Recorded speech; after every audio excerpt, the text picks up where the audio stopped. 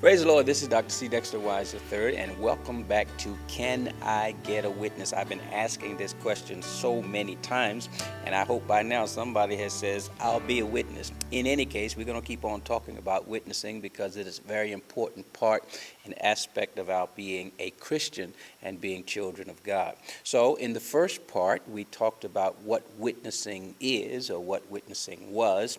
We tried to give some examples. We started off talking about John the Baptist and bearing witness, that is, carrying a witness.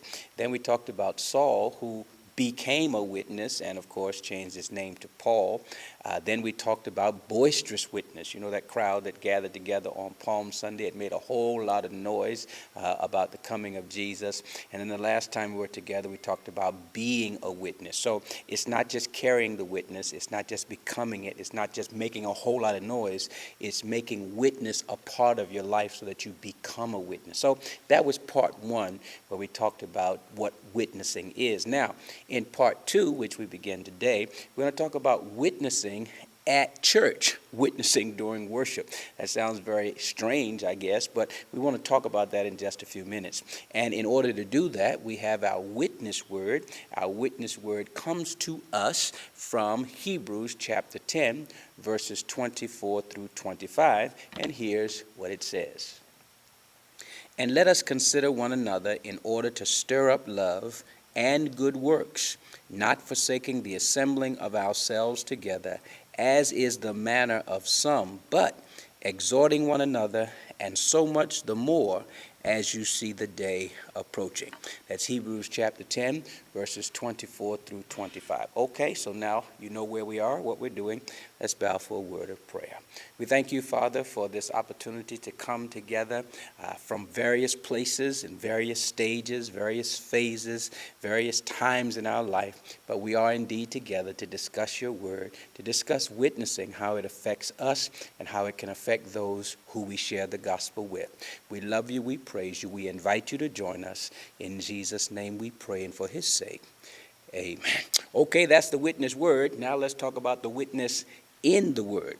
Okay, we're talking about witness, and typically when we think about witnessing, the first thing we think about is going into all the world, you know, Jerusalem, Samaria, Judea, and the whole world, you know, getting on a bus, getting on a plane, going somewhere.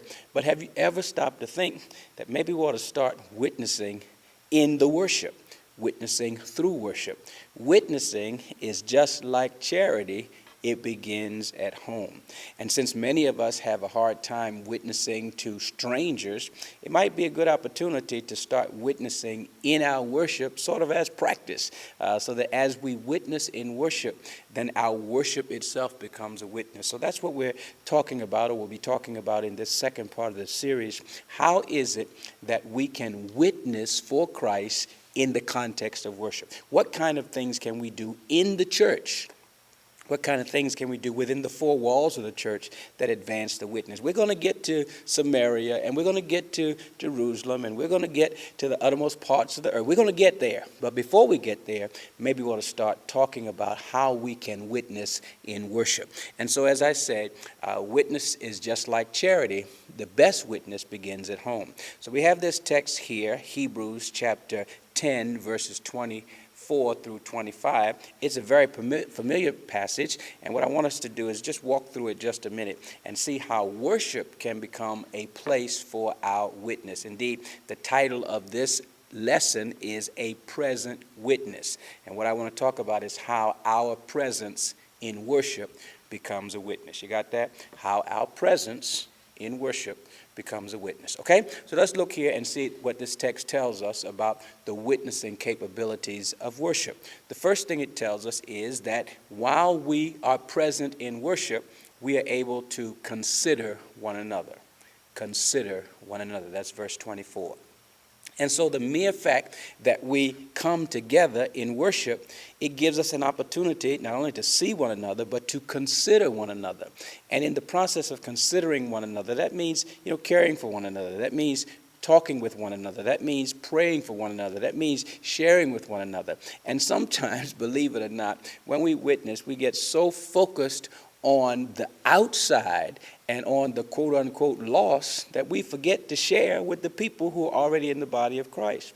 And so there are things that we can witness about Christ. There are things that we can share about Christ that don't necessarily lead a person to Christ, but there are things that can help people who already know Christ.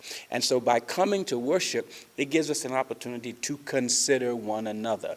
Let's not put all of our consideration outside the church, but let's give some consideration to the people inside the church. What about the person who's sitting next to me? Consider that person. What about the person with all the little kids behind me? Consider that person. What about the senior citizen who can barely get into the sanctuary? Consider that person. What is it that God has given me?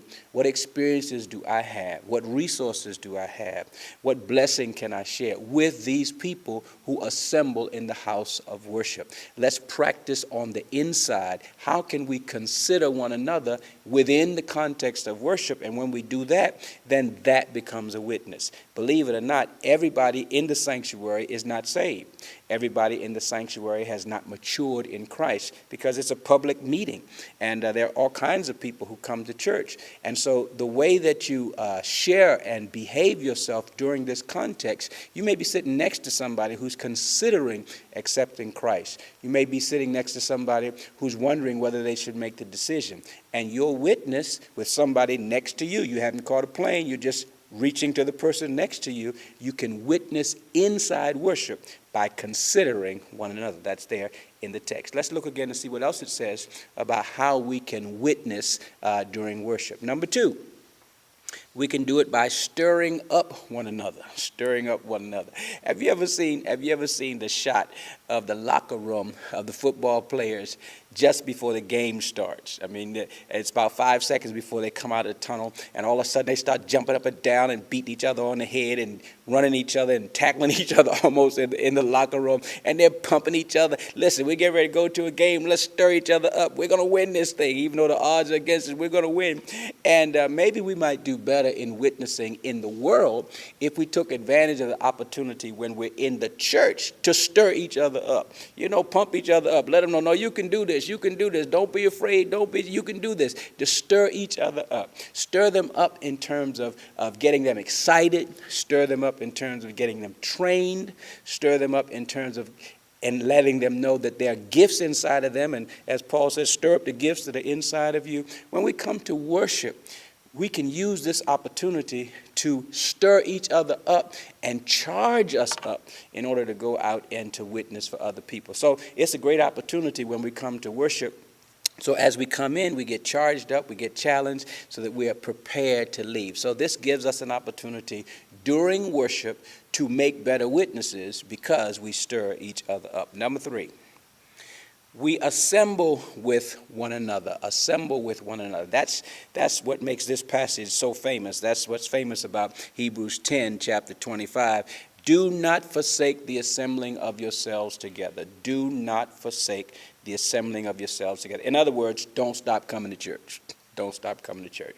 Have you ever stopped to realize that yet just your being in church is a witness? Just your being in church is a witness. Your presence is a witness. And your absence is a witness. Have you ever driven by a restaurant, and when you drive by the restaurant, you don't see any cars? If you don't see any cars, like, I don't think I should go in there because nobody's going there. Maybe the food is bad. Maybe the service is bad. It's 12 o'clock and there's nobody there. It's lunchtime and nobody there. So the vacant parking lot is a witness to people who drive by. And believe it or not, when people drive by your church, when people drive by our church, and they see it empty on a Sunday morning, they say, well, where are all the people? But by the same token, when they drive by and they see all the cars, they say, well, there must be something happening there because there are people there. Now, of course, there are others who think, well, there are too many cars, and so there's no place for me. And so we have to figure out how to mitigate that to let them know that there is a place. That's why I have a sign on our church that says there's plenty of parking in the rear. So just because you see parking in the parking lot filled in the front doesn't mean there's no place for you. Here's my point. My point is that people will judge the church. They will judge Christ based on the attendance that happens in the sanctuary. Now that's a terrible thing, but if nobody is going to that church, they will assume there's nothing happening there. That's a false assumption, but that's the assumption the world makes. If the parking lot is always empty, there's no activities there.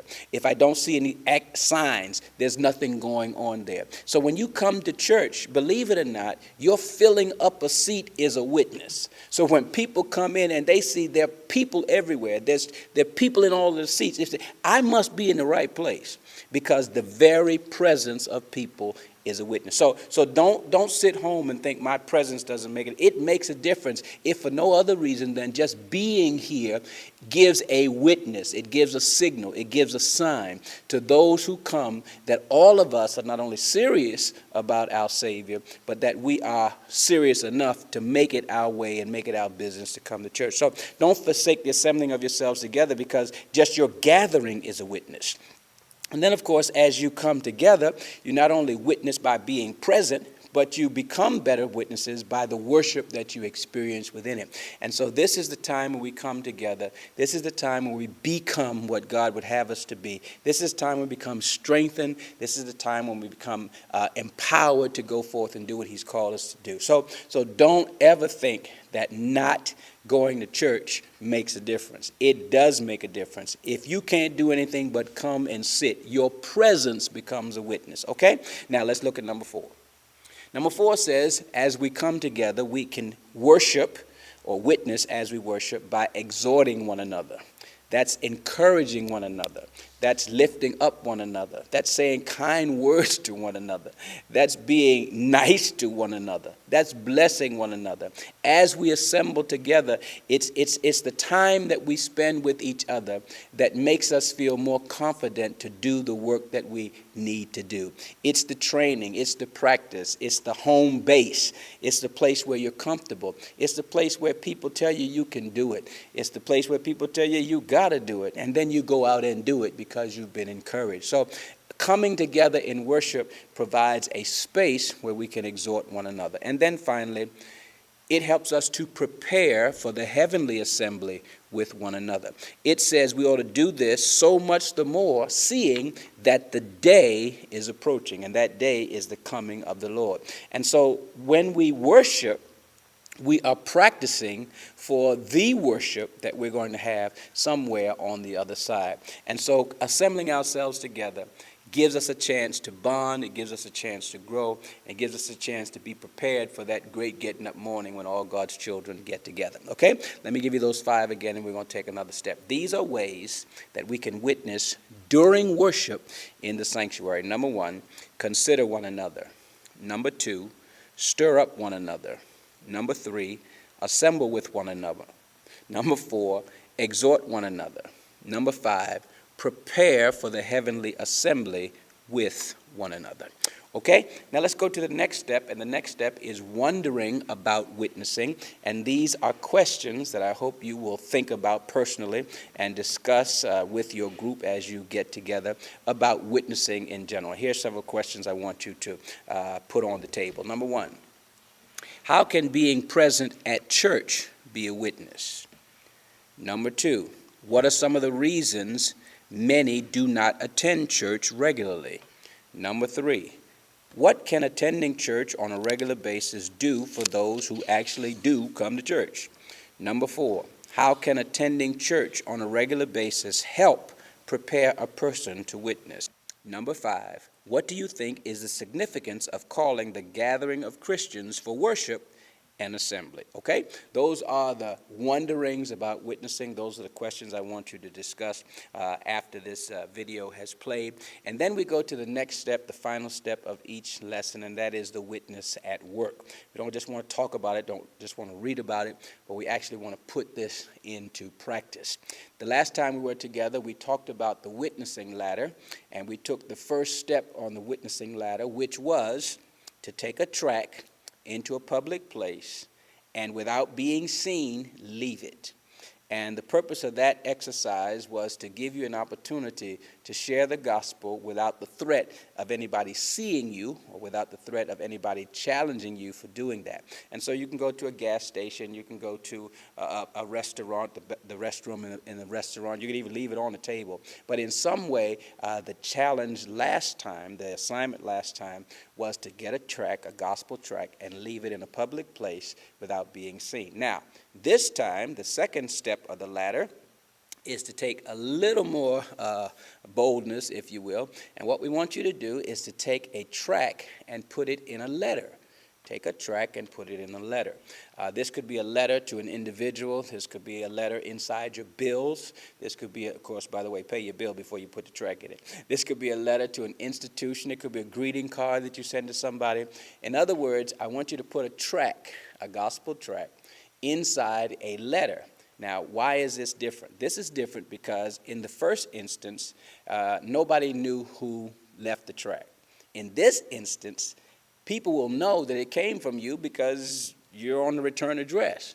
But you will not be confronted with them when they open it. So you won't have to worry about their reaction. You won't have to worry about them looking at you funny because you won't see them. And in many cases, if you put it in with your bills or some kind of anonymous type of correspondence, they don't know you anyway. The point is you put some kind of gospel tract in there and you kind of open yourself up to them responding, but they don't respond right away because you don't see them when they open it. So for those of you who in the digital age, you may not have a tract or may not want to use a tract, you can use your Twitter account, you can use your Facebook, you can use your email and put the plan of salvation somewhere at the end of your tweet or somewhere in your email. You can put a scripture somewhere beneath your name. In other words, put something on your communication that speaks about Christ, that witnesses for Christ, and press send and see what happens. So this week, your assignment is to find some ways to put a tract inside correspondence. Don't even refer to it. Just stick it in there.